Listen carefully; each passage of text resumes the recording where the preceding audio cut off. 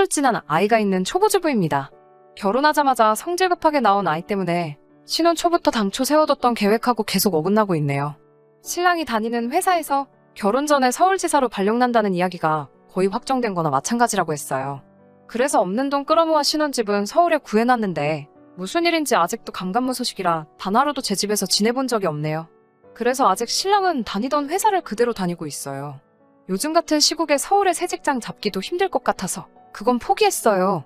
지금은 20평짜리 방 2개 딸린 집에서 월세 내면서 살고 있습니다.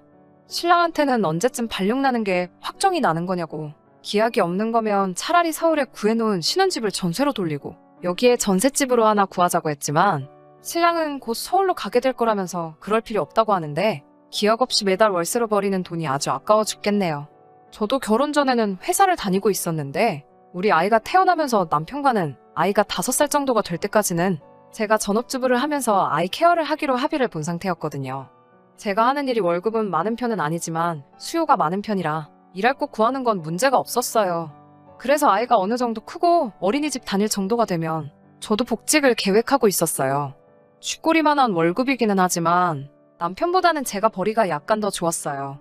하지만 아빠 손에 크는 것보다 제가 직접 키우는 게 좋겠다 싶었고, 남편도 서울지사로 발령이 나면 월급이 조금 오를 테고 저는 직장을 구하기도 상대적으로 쉬운 편이니 그렇게 하기로 했습니다. 지금도 직장을 구하려면 구할 수 있지만 시가나 친정이 지금 사는 곳에서 거리가 있는 편이라서 아이 돌봐줄 사람도 없고 사람을 쓰자니 배보다 배꼽이 더 클 것 같아서 내린 결정입니다. 지금 사는 곳 근처에는 신우네가 살고 있어요. 가까이 살지만 멀게만 느껴지는 신우잖아요. 아무리 남편의 여동생이라고 한들 저와는 사실 평생남이나 다름없었으니 그냥 대면대면한 사이였어요. 신우네랑은 사이가 좋지도 나쁘지도 않다는 말이죠. 원수지고 지내는 사이는 아니고 신우도 결혼을 한 상태라 두 부부가 한 달에 한두 번 정도는 같이 만나서 식사 정도는 하고 근황 이야기 정도는 주고받는 그런 사이입니다. 신우는 당시 출산을 4개월 앞두고 있었고 직장을 계속 다니며 돈을 벌고 있었어요. 그날도 넷이서 같이 만나 저녁 식사를 하는 날이었는데 대화를 나누다가 신우의 산후조리에 관해서 대화를 나누기 시작했습니다. 제가 결정하기는 했지만 저는 아직 직장을 포기하고 전업주부가 된 사실에 미련이 조금 남아있었거든요. 지금 살아온 인생의 반을 넘게 공부해서 들어간 회사인데 사실 5년 뒤에 복직이 생각처럼 쉬울까 하는 걱정도 있고 결국 이렇게 전업주부의 삶을 살게 되는가 싶어서 그 누구에게도 내색은 안 했지만 속이 조금 상했거든요. 신우도 저와 같은 입장일 테니 그냥 어떻게 생각하고 있는지 앞으로의 계획은 어떠한지 정말 걱정해주는 마음으로 물어본 말이었어요. 산후조리원 다닐 거고 3개월 육아휴직을 내겠다고 하더라고요. 그 말에 제가 대번에 아이는 어쩌고 복직할 생각을 하냐고 물어봤지요. 지방 중소도시에 있는 코딱지만한 회사 다니면서 신우는 회사에 대한 자부심이 대단한 건지 자기애가 강한 건지 그 회사는 자기가 없으면 돌아가지 않는다고 말하면서 육아휴직이 끝나면 바로 복직을 해야 한다고 하더라고요. 그래서 애는 어쩌고 복직이냐고 물어봤더니 마치 그 말이 제 입에서 나오기를 기다렸다는 듯이 저에게 대답하더군요. 언니, 그래서 말인데 어차피 애 보는 김에 우리 애도 봐줄 수 있어요? 라고요. 그런 걸 물어볼 거라고는 생각도 못했기 때문에 당연히 농담이겠거니 싶어서 우리 애 보는 데만도 허리가 부러질 지경이라고 농담하지 말라며 손사래를 쳤더니 저한테 잘 생각해보라고 하면서 말도 안 되는 소리를 늘어놓더라고요. 지네 아이가 태어나면 우리 아이한테 동생이 생긴 거나 마찬가지니 같이 키우면 아이한테 책임감도 생기고 정서적으로 좋지 않겠냐고 말하길래 이제 찻돌박진한 애한테 무슨 책임감이냐고 말도 안 되는 소리 하지 말라고 하고 애는 봐줄 생각 없다고 딱 잘라 대답했죠. 그 와중에 신랑은 아무 말도 없이 빈밥그릇을 긁어가면서 밥 먹는 척을 하고 있길래 테이블 아래로 다리를 툭 쳐가지고 같이 편 좀 들어달라는 식으로 신호를 줬는데 아무것도 모르는 척 탄창만 피고 있었어요. 신우 남편도 그렇고 우리 신랑 하고 있는 꼬라지를 보아하니 이미 저 빼놓고 셋이서 벌써 이야기를 끝낸 것 같다는 느낌이 들더라고요. 꿀먹은 벙어리 마냥 아무 말도 못하는 우리 신랑과는 다르게 신우 남편이 난데없이 신우 편을 들면서 3개월이면 100일도 안 지난 아이인데 어떻게 어린이집에 맡길 수 있겠어요? 하면서 거들더군요. 그래서 제가 서방님, 저는 어떻게 믿고 100일도 안 지난 아이를 맡기세요? 라고 되물었더니 저는 가족이라서 괜찮다고 하더라고요. 그러면서 기분 좋으라는 식으로 입에 발린 칭찬을 하면서 저를 회유하기 시작했어요.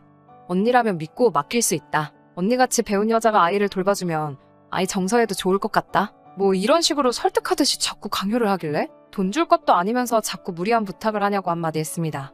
예상한 대로 제 말에는 두 사람이 동시에 가족끼리 무슨 돈이냐며 펄쩍 뛰더라고요. 그래서 애는 공짜로 키우냐고. 분이며 기적이며 돈 들어갈 게 투성인데 무슨 부탁을 그런 식으로 하느냐고 한마디 했습니다. 그 말에 잠깐 둘이서 아무 말도 없다가 신우가 그러면 양육수당 한 달에 20만 원 들어온다며 그거 전부 드리면 되겠네요 하면서 잘됐다고 결론 났다는 식으로 기뻐하더라고요. 제 의사는 생각하지도 않고 계속해서 아나무인으로 나오는 모습에 저도 점점 화가 나기 시작하더라고요. 제가 돈 20만 원이 아쉬워서 돈 이야기를 꺼낸 것 같냐고. 아무리 가족끼리라지만 아무런 대가 없이 신은혜도 그렇게 부탁하는 거 아니냐고 딱 잘라 말했습니다. 돈 달래서 돈도 드리는데 왜 싫은 거냐고 하면서 어린이집에 아이 맡겼다가 잘못되면 어떡할 거냐면서 혹시나 잘못되면 저보고 책임질 거냐고 뭐라뭐라 하더라고요. 창과 방패도 아니고 이대로 가다간 하루가 지나도 대화가 끝날 것 같지 않아서 이건 나중에 다시 이야기하자고 하고 자리를 정리하고 집으로 돌아왔어요. 집에 도착했는데도 화가 풀리지 않더라고요. 그 와중에 몹시 심기가 불편해 보이는 제 눈치만 살살 보고 있는 신랑이 눈에 거슬려서 불러세워 물어봤어요.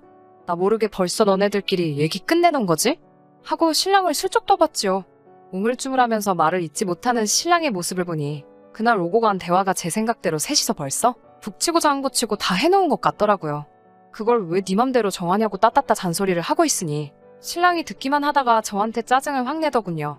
어차피 제가 집에서 애 보는 거 말고 하는 일도 없다는 식으로 짜증을 내더니 딴 사람도 아니고 자기 여동생이라고. 이참에 제가 애를 봐주면 저랑 신은혜랑도 사이가 돈독해질 거고 거기에 더불어 돈까지 준다는데 못할 게 뭐가 있냐며 그 자리에서 그렇게 단호하게 나오면 매제랑지 여동생 앞에서 자기 체면은 뭐가 되냐고 하면서요.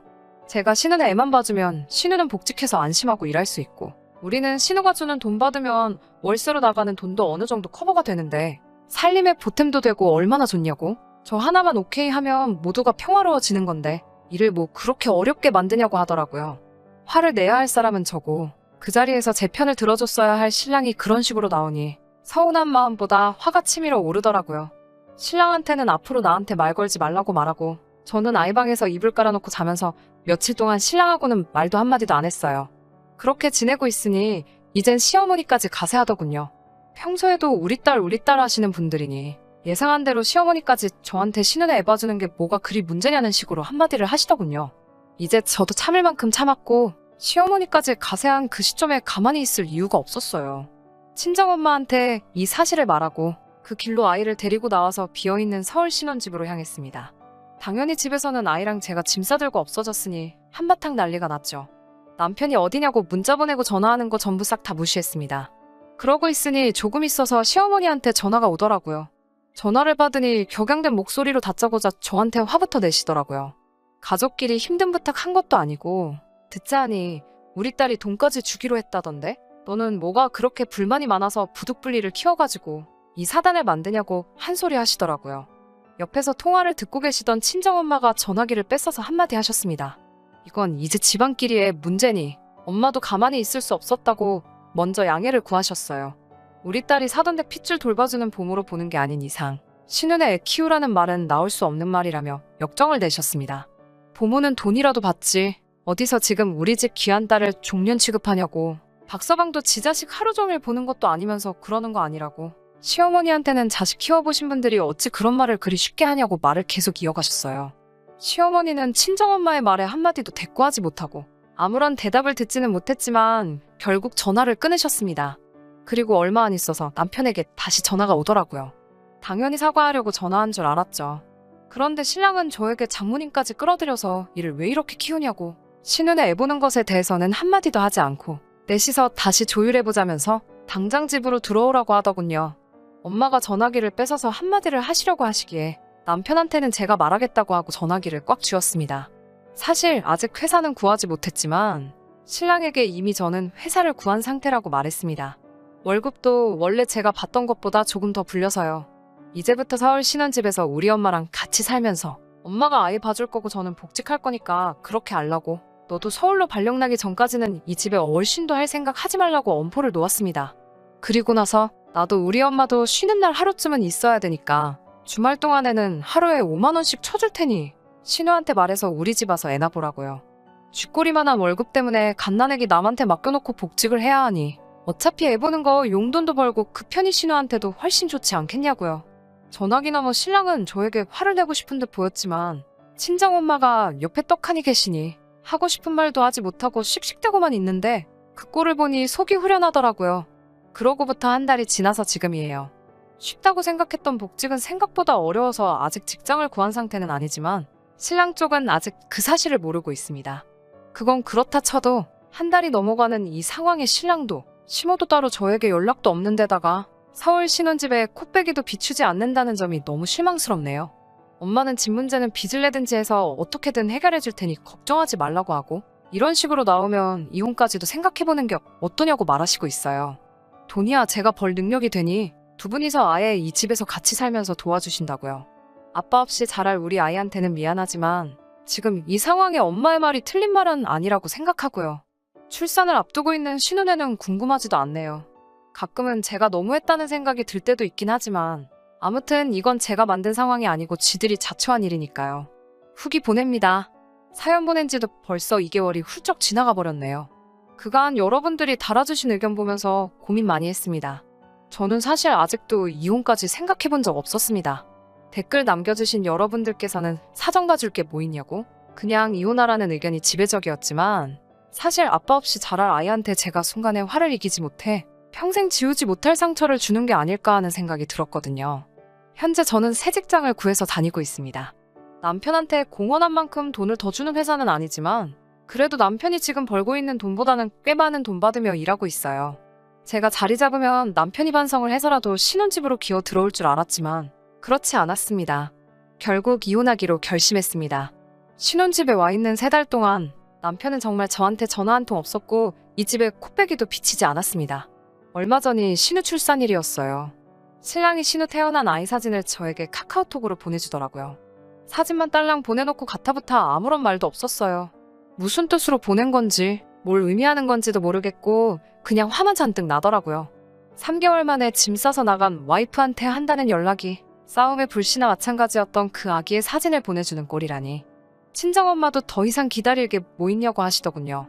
결혼 당시에도 제가 모아놓은 돈이 더 많아서 신혼집 자체도 남편보다 제가 모아놓은 돈이 더 많이 들어갔습니다. 이혼을 준비하는 과정에서 조금 문제가 생기긴 했어요. 서울 집값이 그 사이에 정말 엄청나게 많이 올라버려서 남편의 목만큼 갈라주는데도 허리가 휘어버리게 생겼더라고요. 남편도 그 사실을 알고 제가 이혼 통보를 하지 않을 거라 생각을 했는가 봅니다. 의기양양하게 돈 아까워서 이혼을 못하겠냐며 으스대는 남편을 보니 우라가 치밀어 올랐어요. 이 사실을 어머니께 말씀드렸더니 정말로 고향집을 정리해가지고 오셔서는 그 돈을 저한테 주시더군요. 저 하나 때문에 평생 살아오신 고향집 정리하고 그 돈을 저한테 주시는데 정말 눈물이 다 나왔습니다. 고향으로 내려가서 시어머니 보는 앞에서 이혼 서류 앞에다 던져줬고 제 마음 돌릴 생각 없으니 도장 찍으라고 했습니다. 신우애가 그렇게 이쁘면 너가 키우라고 나는 우리 부모님하고 내 아이 키우면서 행복하게 살 거라고 하니 시어머니 얼굴이 새하얗게 질려 혼비백산 하시더군요. 아이의 경우는 제 직장이 더 탄탄하고 교육 인프라가 더 잘 되어 있으니 변호사님 말로는 양육권은 저에게 있을 거라 하시더군요.